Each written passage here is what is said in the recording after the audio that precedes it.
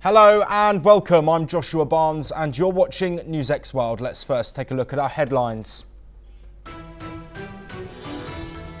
Top Trump administration officials mistakenly disclosed Yemen war plans with a journalist prior to strikes on the Iran-backed Houthi rebels.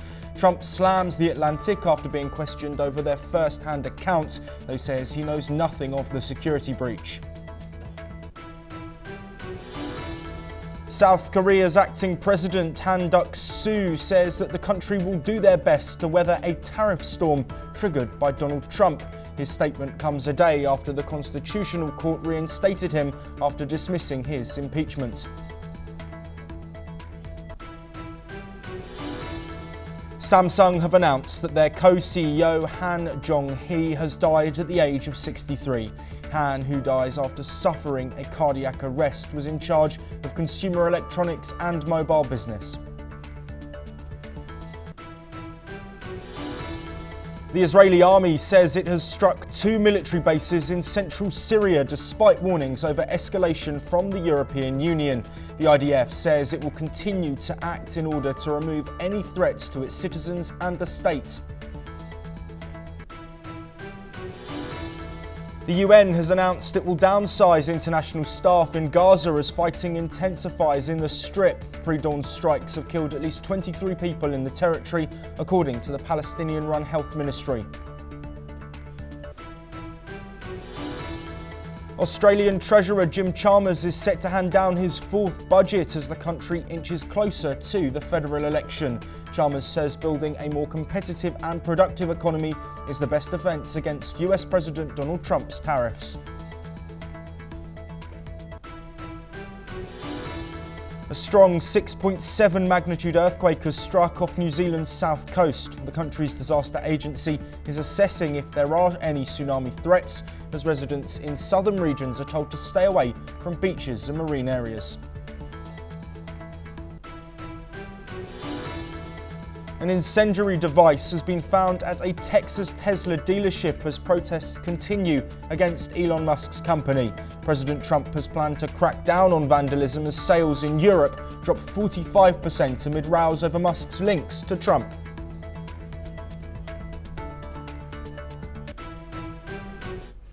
Acting President Han Duck-soo has vowed to use all of his wisdom and abilities to protect the nation's interests amid new US tariffs.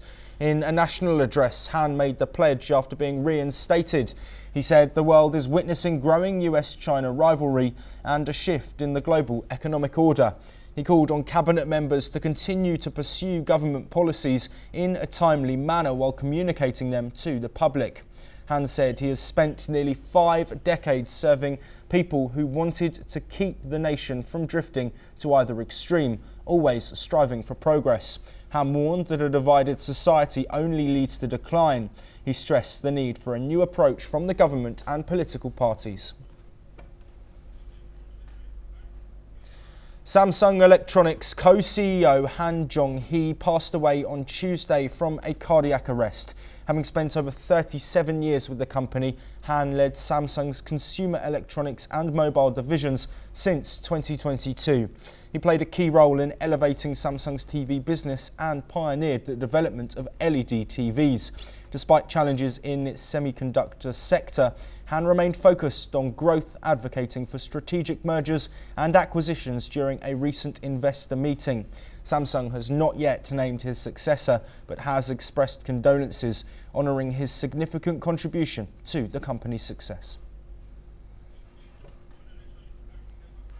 Moving on, India has strongly criticised Pakistan for its repeated references to Jammu and Kashmir during a United Nations Security Council discussion on peacekeeping reforms. India's permanent representative to the UN, Ambassador Parvatanan Harish, dismissed Pakistan's remarks as unwarranted and reiterated that Jammu and Kashmir was, is and will always be an integral part of India. Harris accused Pakistan of using the UN platform to push a parochial and divisive agenda and called on Islamabad to vacate its illegal occupation of parts of Jammu and Kashmir. His response followed comments from Syed Tariq Fatemi, Special Assistant to the Pakistani Prime Minister, who raised the Kashmir issue during the debate. India maintains that it seeks normal relations with Pakistan, but insists that meaningful engagement requires an environment free of terrorism and hostility. This is what the representative had to say. Madam President, India is compelled to note that the delegate of Pakistan has yet again resorted to unwarranted remarks on the Indian Union territory of Jammu and Kashmir. Such repeated references neither validate their illegal claims nor justify their state-sponsored cross-border terrorism. Jammu and Kashmir was, is, and will always be an integral part of India. Pakistan continues to illegally occupy the territory of Jammu and Kashmir, which it must vacate. We would advise Pakistan not to try to divert the attention of this forum to drive their parochial and divisive agenda. India will refrain from exercising a more elaborate right of reply. Moving on, and people living in coastal areas have been warned to get out of the water and move away from beaches after a strong 6.7 magnitude earthquake struck off New Zealand's South Island. Residents of the Southland and Floridian regions should stay away from marine areas as strong and usual currents may present a danger. The National Emergency Management Agency said the earthquake on Tuesday.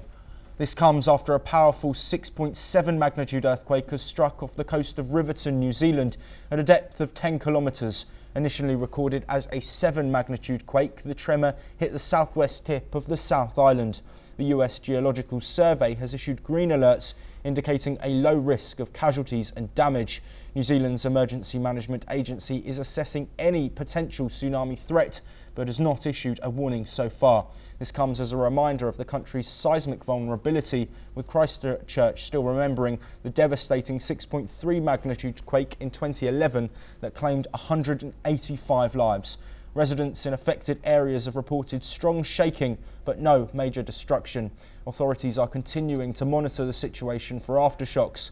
Emergency services remain on standby as assessments continue. Heading to the Middle East, and the Israeli Defense Forces say their military assets at the Tadmor and T4 bases.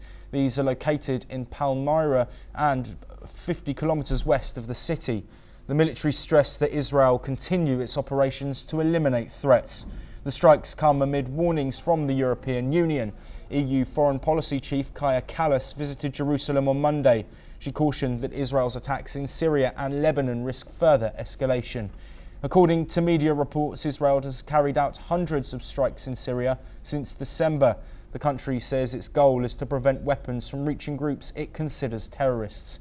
Meanwhile, the Israeli military has moved into the UN-patrolled buffer zone in the Golan Heights. Prime Minister Benjamin Netanyahu is calling for the demilitarization of southern Syria. Syria's foreign ministry has condemned Israel's actions, accusing it of trying to destabilize the country. Staying in the Middle East, and the United Nations is reducing its staff in Gaza due to renewed Israeli attacks. UN Secretary-General Antonio Guterres announced that a third of the 100 international staff will be temporarily relocated this week, but reassured that aid operations for civilians will continue. The decision comes after Israeli forces launched a major offensive on March the 18th, and humanitarian aid has been blocked for over 3 weeks. A UN spokesperson confirmed that an Israeli tank struck a UN compound on March the 19th, killing a Bulgarian worker and injuring 6 others. Guterres is calling for a thorough, independent investigation into the attack. Staying in Gaza, and at least one person has been killed and several others wounded after Israeli forces attacked a group on Al-Nas Street in southern Gaza, according to the Palestinian Information Center. This comes as Israeli airstrikes continue for an 8th consecutive day, killing at least 23 people overnight, including 7 children. The total death toll in Gaza since October now surpasses 50,000, with another 11,000 believed to be buried under rubble. In another development, an Israeli airstrike killed Al Jazeera journalist Hussam Shabat near a petrol station in Beit Lahia. Another strike on southern Gaza claimed the life of Mohammed Mansour, a media worker with Palestine Today TV. Diplomatic efforts to broker a ceasefire continue. Reports suggest Hamas and the US have agreed to an Egyptian proposal for a hostage prisoner exchange, but Israel has not yet responded. The plan includes a phased release of Israeli captives in exchange for Palestinian prisoners and increased humanitarian aid to Gaza. Meanwhile, Hamas is still holding 59 captives, with 24 thought to still be alive. Meanwhile, Tesla's European sales fell 49% in early 2025, with aging models and CEO Elon Musk's support for US President Trump partly to blame. Tesla's EU market share dropped just 1.1%, with 19,046 registrations. Despite this, overall electric vehicle sales grew 28.4%. ACIA's Sigrid de Vries highlighted the need for tax incentives and expanded charging infrastructure to drive the transition to zero-emission vehicles. Meanwhile, hybrid electric vehicles led the market with a 35.2% share, surpassing both petrol and diesel models in February. According to media reports, Defense Secretary Pete Hegseth accidentally shared secret US strike plans on Iran-backed terrorists in Yemen.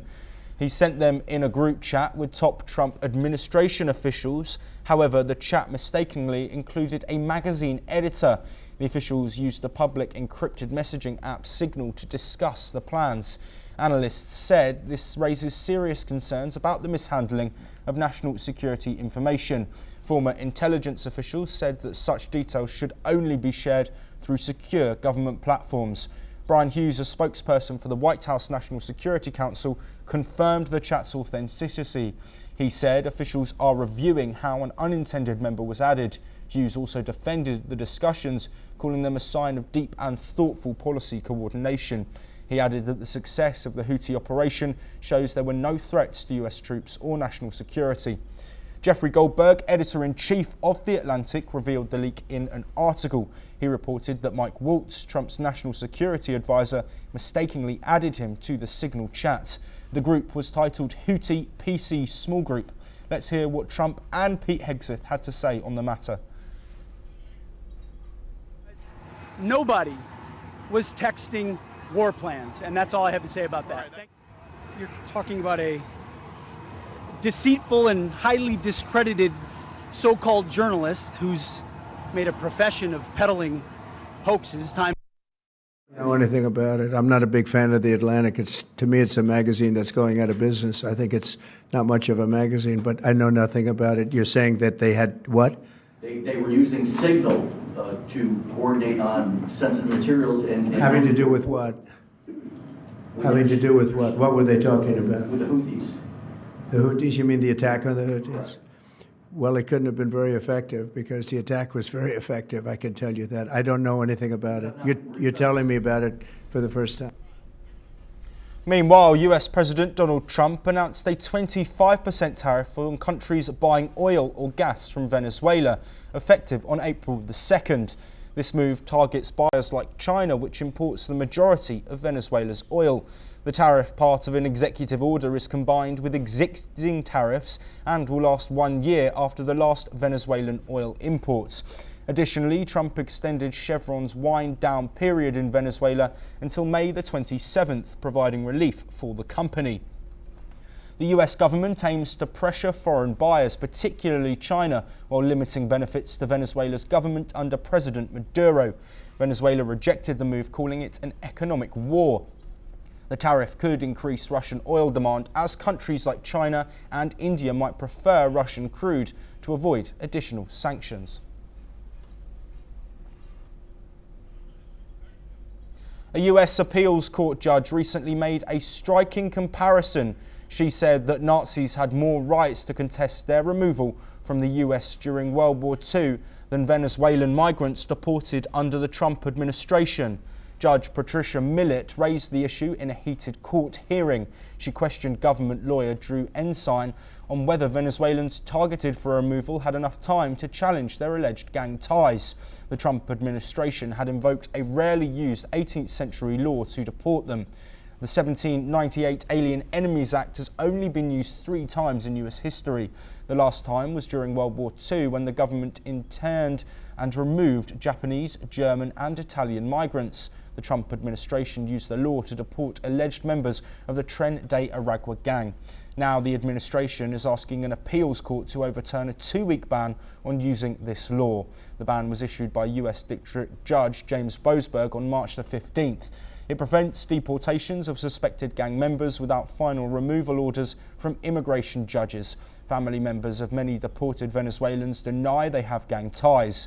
Lawyers for one deportee, a professional soccer player and youth coach, say officials wrongly labelled him a gang member. Millett, an Obama appointee, is one of 3 judges reviewing the case. Judge Justin Walker, appointed by Trump, seemed more supportive of the government's position. The 3rd judge, Karen Henderson, was appointed by President George Bush.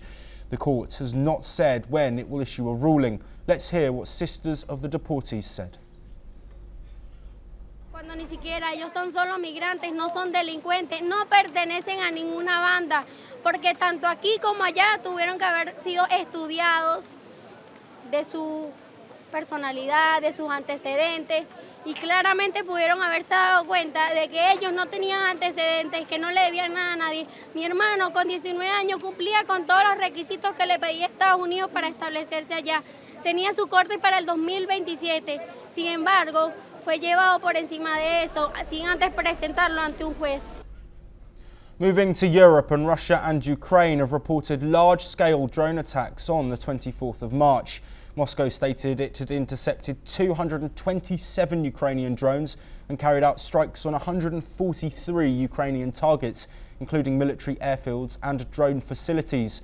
Russia also accused Ukraine of attempting to hit a Russian oil transit station, though Kyiv has not yet commented. Meanwhile, Ukraine's Air Force said it has shot down 57 Russian drones and engaged in 140 frontline clashes. Ukrainian forces claim to have destroyed Russian military equipment, drone control centres and repelled multiple assaults. United States and Russian negotiators have wrapped up talks in Riyadh, Saudi Arabia. The 12-hour discussions focused on securing a partial ceasefire in Ukraine. Russia's state news agency TASS reported that a joint statement on the results is expected today. According to a senior Ukrainian government source, after meeting with Russia, US officials will hold further talks with Ukrainian negotiators. President Donald Trump said that a US-Ukraine revenue sharing deal on critical minerals is expected soon. He also revealed that his administration is in talks with Kyiv about the possibility of US firms owning Ukrainian power plants. Kremlin's spokesperson Dmitry Peskov confirmed that US and Russian officials are discussing a potential revival of the 2022 Black Sea Grain Initiative. The agreement was designed to allow Ukraine to export millions of tons of grain and other food products. In North America, Canada's Conservative leader Pierre Poilievre argued on Monday that he is the strongest candidate to take on US President Donald Trump, whose threats have disrupted Canada's political landscape ahead of the April 28th election.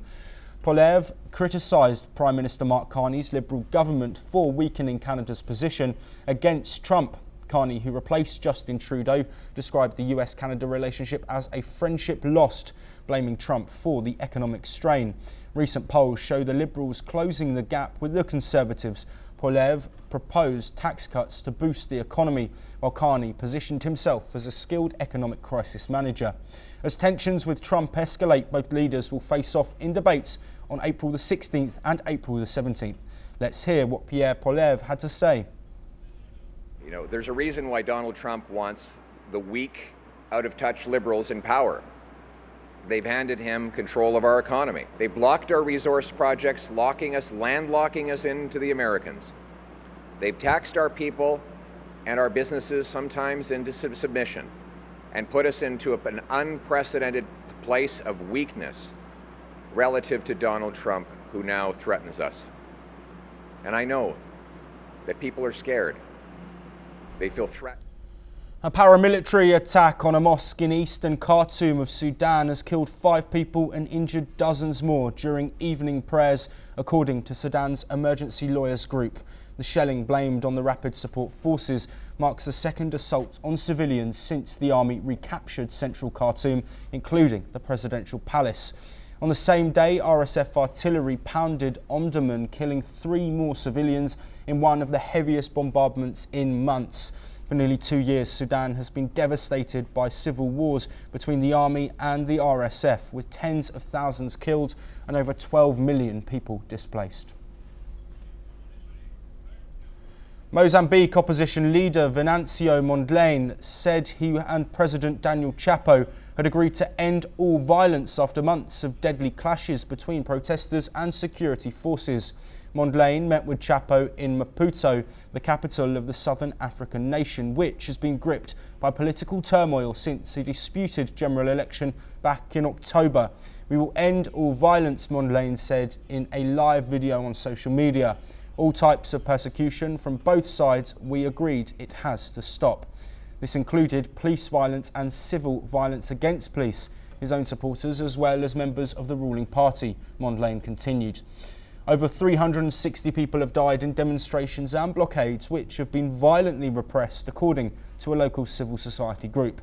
Official results put Mondlane in second place in last year's presidential election, handing victory to Chapo of Frelimo party, which has governed Mozambique since independence from Portugal in 1975. Chapo was credited with 65% of the vote compared to 24% for Mondlane. But the opposition leader claims he won 53% and has rallied enough support to hand Frelimo its first real challenge in half a century. Nós temos que acabar imediatamente, chegamos ao consenso que é urgentíssimo acabar com todo tipo de violência. Tanto a violência que estão a sofrer estes jovens que se dizem seguidores de Venâncio ou o povo, mas também, diga-se a verdade, aqui é que está o valor do diálogo. Tem que acabar todo tipo de violência infligida aos polícias, aos membros do Partido Frelimo ou a todos os outros que também não estiverem de acordo conosco. Heading to South America, and Brazil's Supreme Court will decide on Tuesday whether former President Jair Bolsonaro should stand trial for allegedly orchestrating a coup attempt after his 2022 election loss. The 70-year-old faces charges of leading a criminal organisation to remove President Lula, linked to the January 8, 2023 attack on the presidential palace, Congress and the Supreme Court by his supporters. If convicted, Bolsonaro could face up to 40 years in prison. 7 co-conspirators also face charges. Bolsonaro denies any involvement, calling the case politically motivated and claiming persecution. Although disqualified from public office until 2030, Bolsonaro aims to overturn the ban and run in 2026. The court's decision is expected this week. Hundreds of demonstrators in El Salvador marched protesting against the new metal mining law and demanding the release of Venezuelan migrants deported from the US and now detained in El Salvador. Environmental activists delivered a petition with over 50,000 signatures to the Supreme Court, calling for the mining law to be ruled unconstitutional. Meanwhile, lawyers representing the detained Venezuelans filed a habeas corpus to challenge their imprisonment. The migrants were deported under an order by former US President Donald Trump, who alleged they were linked to the Tren de Aragua gang, a claim their families strongly deny, despite a US federal judge granting a temporary suspension of their deportation. The men were flown to El Salvador and placed in the maximum security terrorism confinement center. No corresponden. Denunciamos la acción tanto de Estados Unidos como de El Salvador de haber secuestrado a estos compatriotas. Exigimos su liberación. Esperamos que en los próximos días se liberen y regresen sanos y salvos a Venezuela. Apostillados, hemos presentado una demanda de habeas corpus ante la Sala de lo Constitucional de la Honorable Corte Suprema de Justicia y por efecto extensivo favorable también, valga la redundancia, a favor del resto de ciudadanos venezolanos. Es decir, que hemos promovido el habeas corpus como una acción legal de primeros auxilios por todos y cada uno de los ciudadanos venezolanos que se encuentran detenidos en nuestro territorio nacional. Moving on, and Chinese Premier Li Kang has signed a decree introducing a regulation to implement the anti-foreign sanctions law set to take effect on Monday. The regulation, comprising of 22 articles, strengthens countermeasures such as asset seizure, detention, freezing and restrictions on relevant transactions, cooperations and activities. It also calls for enhanced coordination among state council departments and a refinement of countermeasure procedures. The regulation empowers departments to enforce corrections if countermeasures are not followed and to prohibit or restrict activities of those involved. Organisations and individuals subject to such measures may request suspension, modification or cancellation if they rectify their actions and mitigate the consequences. This regulation reinforces China's commitment to counteracting foreign sanctions. That is all we have time for, but we will continue to bring you more of the latest international news very soon.